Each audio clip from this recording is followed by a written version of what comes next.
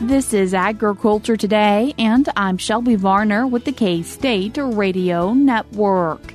A grain market update from K-State grain economist Dan O'Brien kicks off today's show as he mentions prices, corn crop risk, and market volatility. Continuing the show is Rodrigo Onofre, K-State row crop plant pathologist, as he discusses corn stunt for growers. He says what the vector of the disease is and what growers can do for control. Chip Redmond, K-State meteorologist, wraps up the show with his weather forecast. He explains how the recent hurricane impacts Kansas weather. That and more is coming up ahead on Agriculture Today.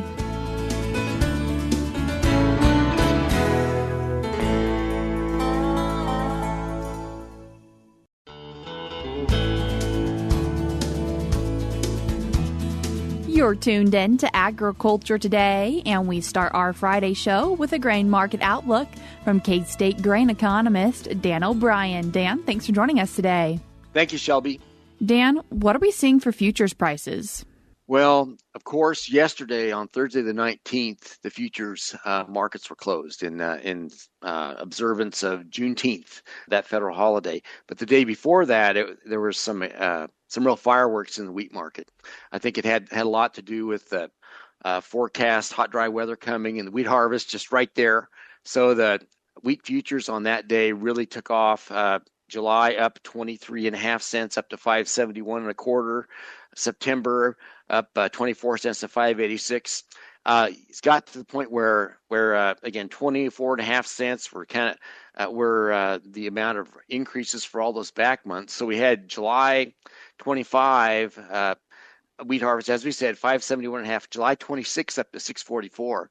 And given the struggles we've just had in wheat, you wonder.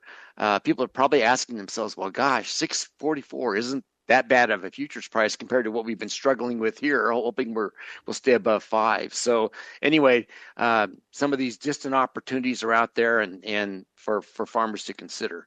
And of course, D26 up to 669.75. I think it's something to keep watching as we keep going forward, particularly in harvest season. And we've had this general malaise in the corn and soybean markets. I think we'll talk more about that later, to where really no thoughts of or acknowledgement of crop risk in those, at least to date, until this weather forecast showed up. And again, we'll be talking in just a minute about how July is the time of risk for corn and August for soybeans, even with a pretty good June up through mid-June anyway so far. So we got that.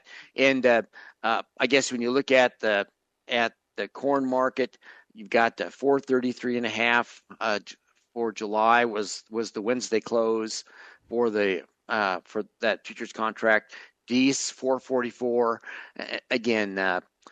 Dees corn, and really not showing any crop risk. It'll be really interesting to see if we get dry weather over the next week or so, and when concern starts to come into the market a bit about what possibility of hot dry temperatures could be, what that Dees corn price will be.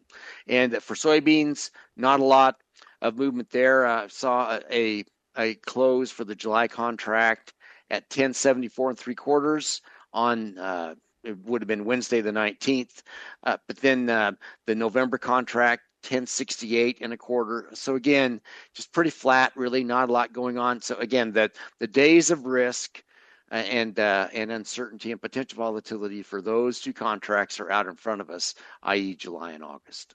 What are we seeing for cash prices? Well, with the futures not doing much for corn and soybeans, not a lot of change. Again, the highest cash price for corn, $4.33 per bushel, even money basis, even money par with the futures in the Garden City area, and basis levels from there of 13 under in Topeka area down to 420, and everything else being 25 to 45 under. So not a lot going on. New crop bids kind of struggling again. The one that looked pretty good for corn is again 449 in Garden City, but not everybody lives within truck driving distance to Garden City. So we tend to have again 19, 15, 30, 35 cent basis levels off that D's 440 price for these new crop bids.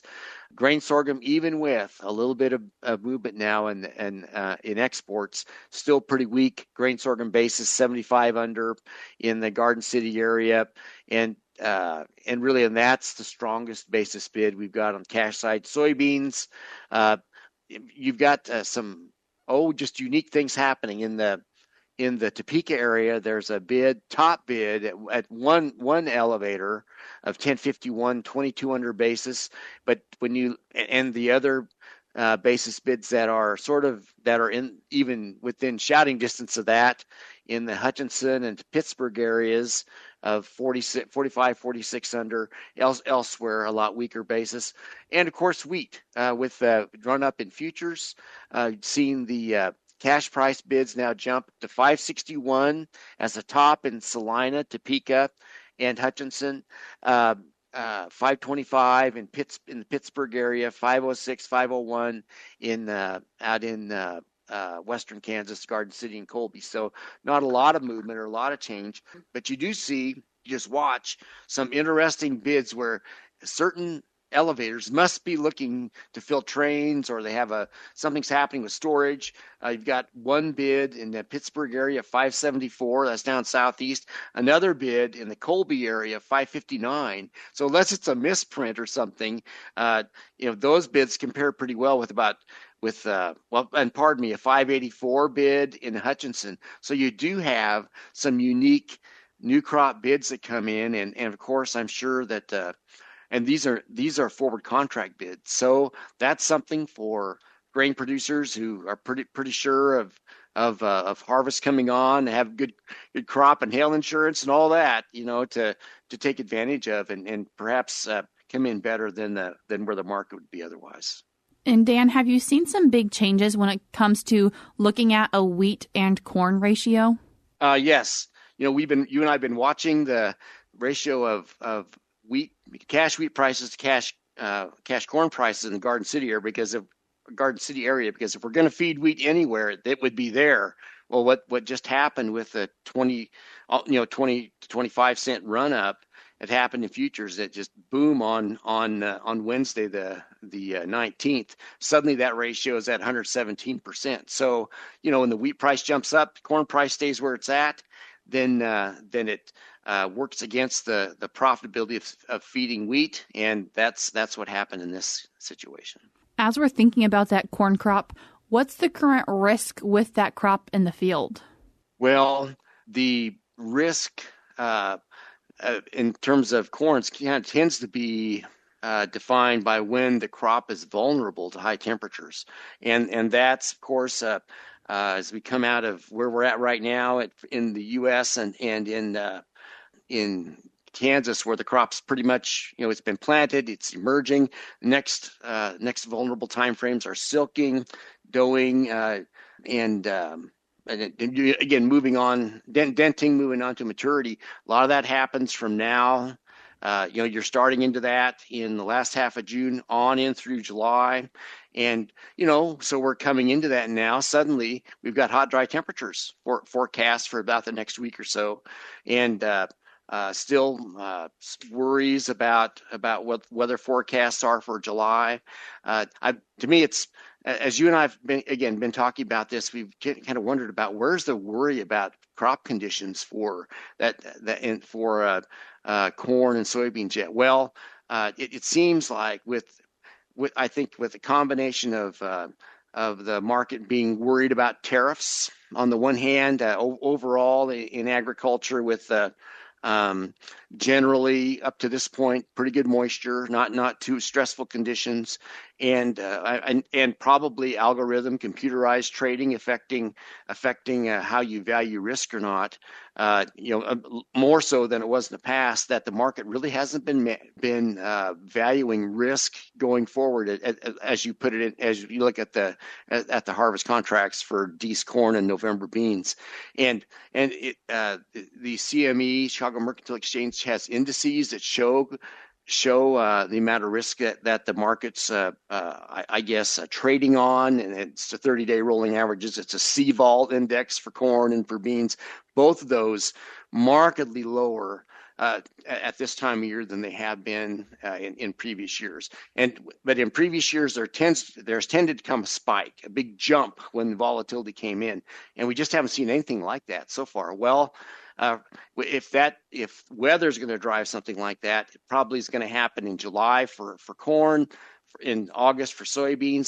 So now we've got some weather conditions at play, or at least forecast to be at play, and we'll see where that goes. So, and I would say, just to clean up a few other issues, still strong U.S. corn exports. There's a kind of a preliminary export report that came out on Monday. Then there's a final one that comes out typically regularly on Thursday. It'll be out on this morning instead. But again, 66 million bushels of corn shipped for the week ending the 12th. About 1.1 million bushels shipped of grain sorghum for also for the week of June 12th. Soybeans are struggling more. Again, I think you've got the weight of strong South American crops coming into play. Last thing to say, we've been talking about weather issues in South America for a while. Well, now their problems, what they're worried about isn't being dry. They're getting too much rain in a number of their key production areas. So that can also be at play with our heat in the next couple of weeks. Dan, I appreciate you taking the time to join us today. Thank you very much. Appreciate it, Shelby. That was K-State grain economist Dan O'Brien. We're cutting to a short break now on Agriculture Today, but stick around because we have more for you up ahead.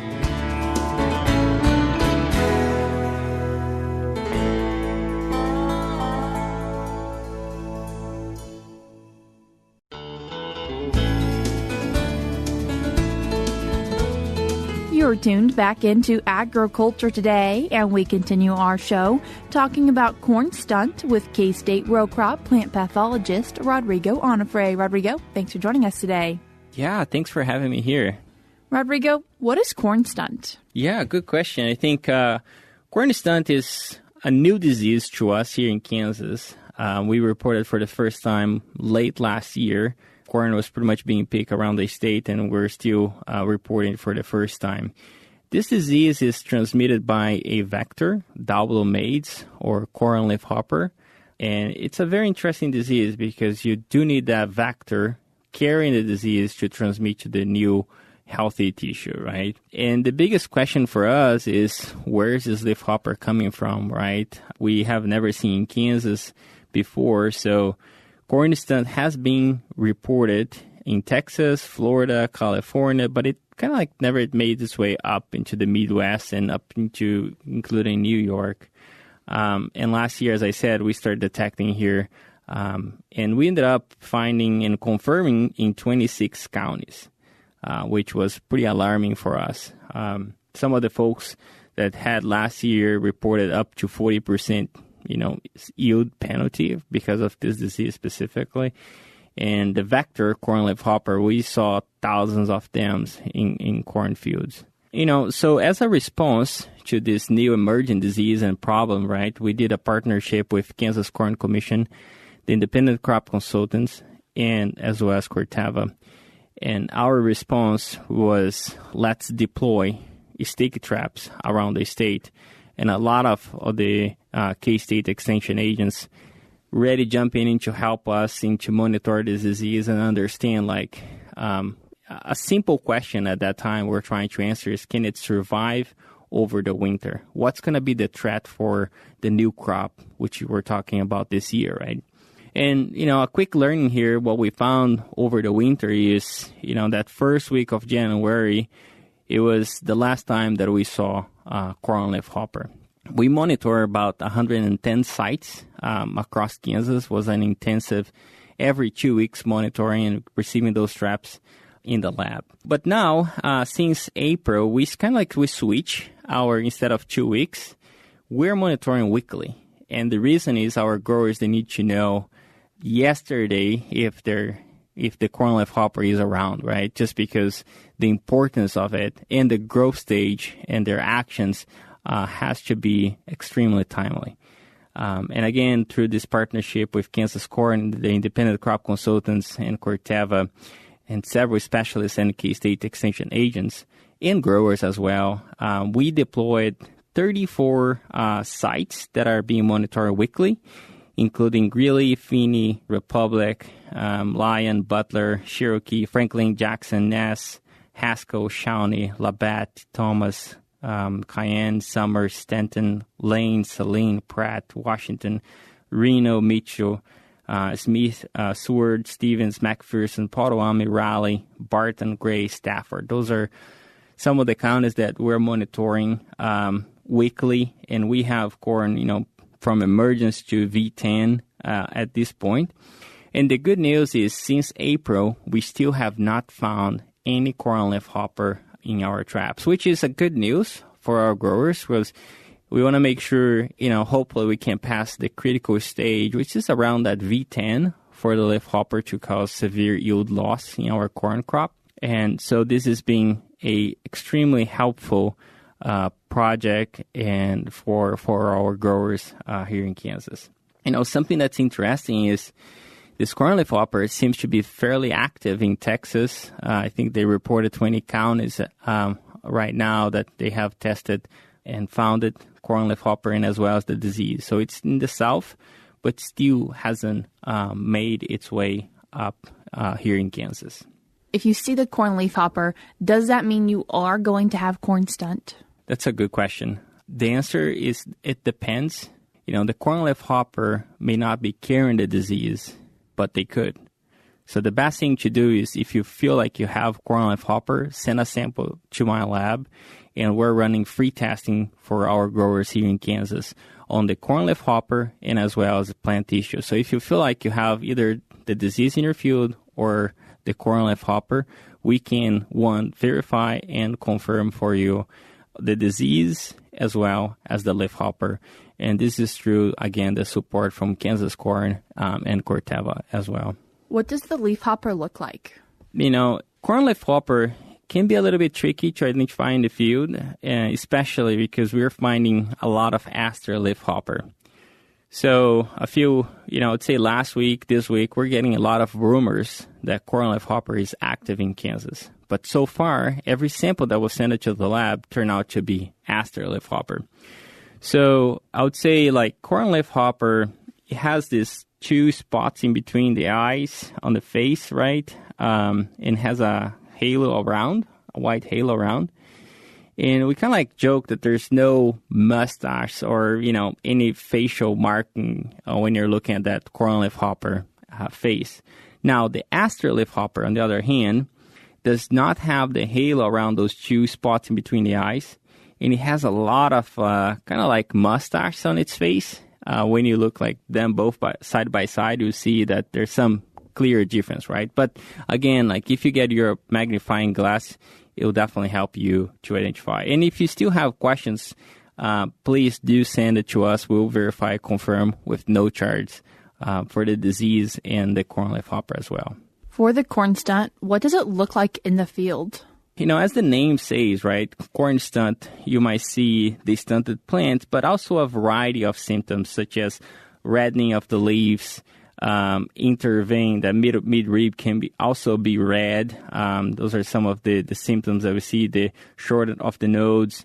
We can see a variety of symptoms.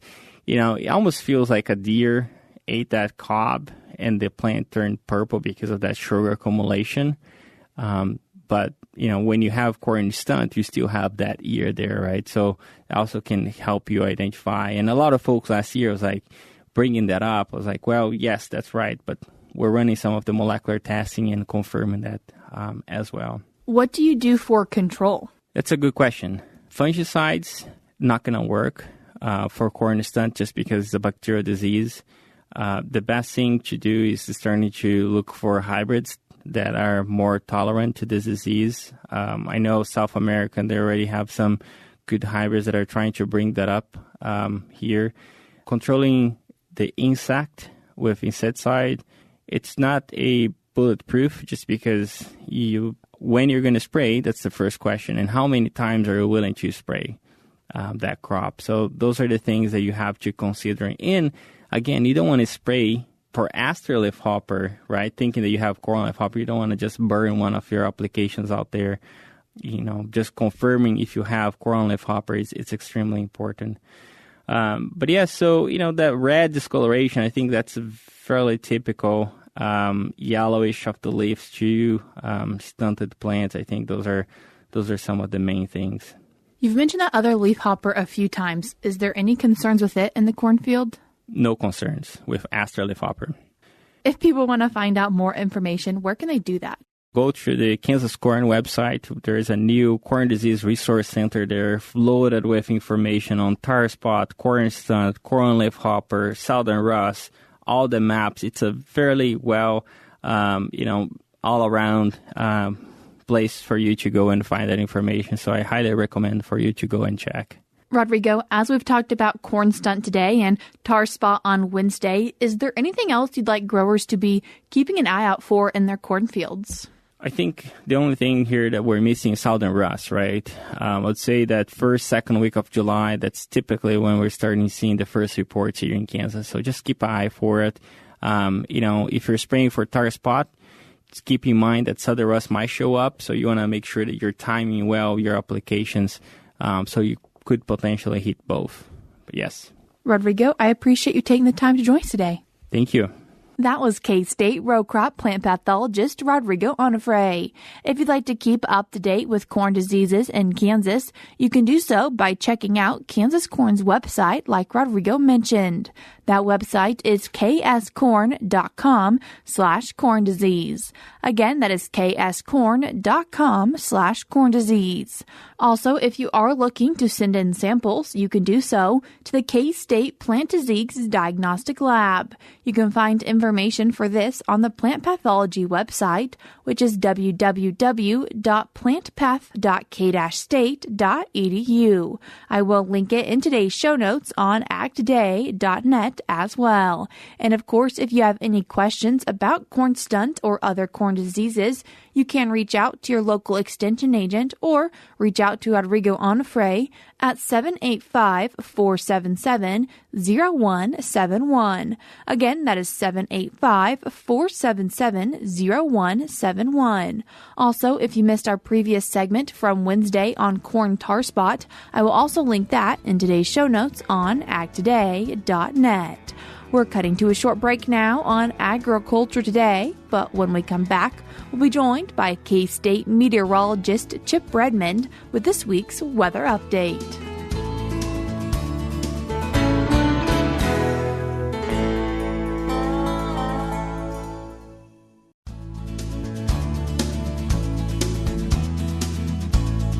You're tuned in to Agriculture Today, and we conclude our Friday show with a weather update from K-State meteorologist Chip Redmond. Chip, thanks for joining us today.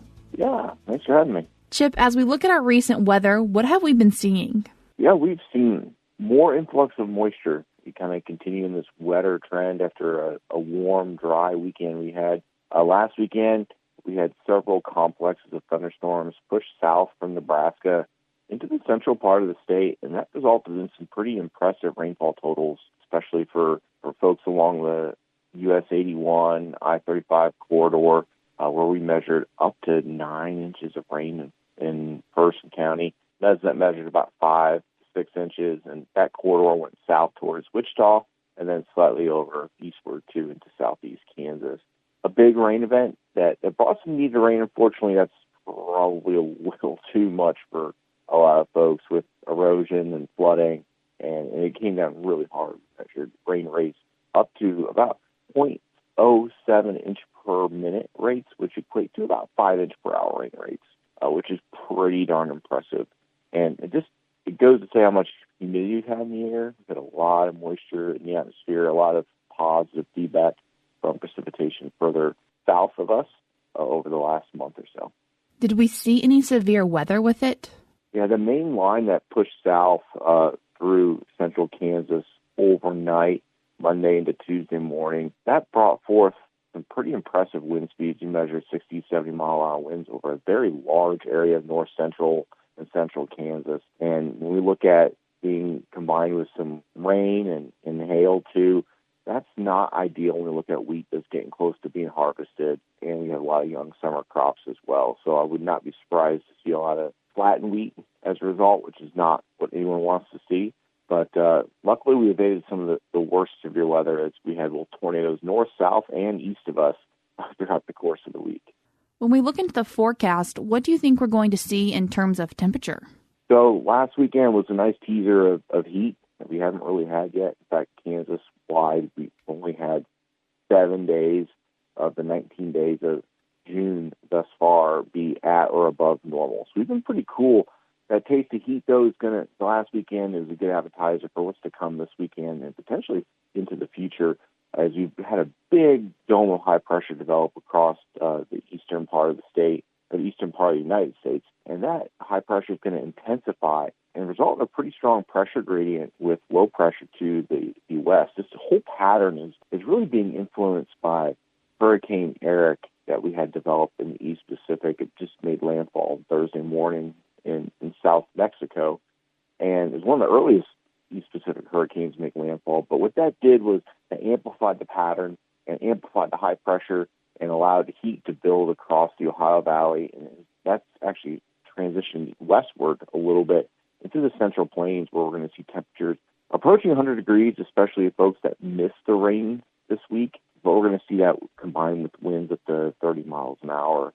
And that's a recipe to dry things out really quickly across the state and potentially even introduce some stress, just because anytime you have that much heat and wind, you lose a lot of moisture from the surface and stress the crops and vegetation quite a bit. Now, as we move forward, that Hurricane Eric, or what was previously Hurricane Eric, is going to have moisture that's pushed up and around this high pressure across New Mexico, northward into eastern Colorado, and eventually into Nebraska. The question will be, how far south can that moisture get? And it's all going to be dependent on where that high pressure sets up. If it pushes a little bit further east, we could bring that corridor of much heavier precipitation. We're talking 3, 4, 5, 6 inches of rain wherever these storms persist, and those will just be episodes of thunderstorms surrounding this high pressure. We kind of call it the ring of fire in the summertime. And as you move forward in the rest of the summer into July, this pattern is going to really set the stage for the rest of the summer. And areas that see rain are going to have some positive feedback with moisture. And areas that stay hot and dry,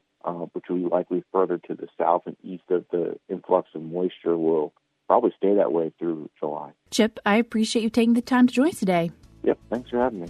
That was K-State meteorologist Chip Redmond. That's all we have for you this week on Agriculture Today, but we'll be back with more for you on Monday.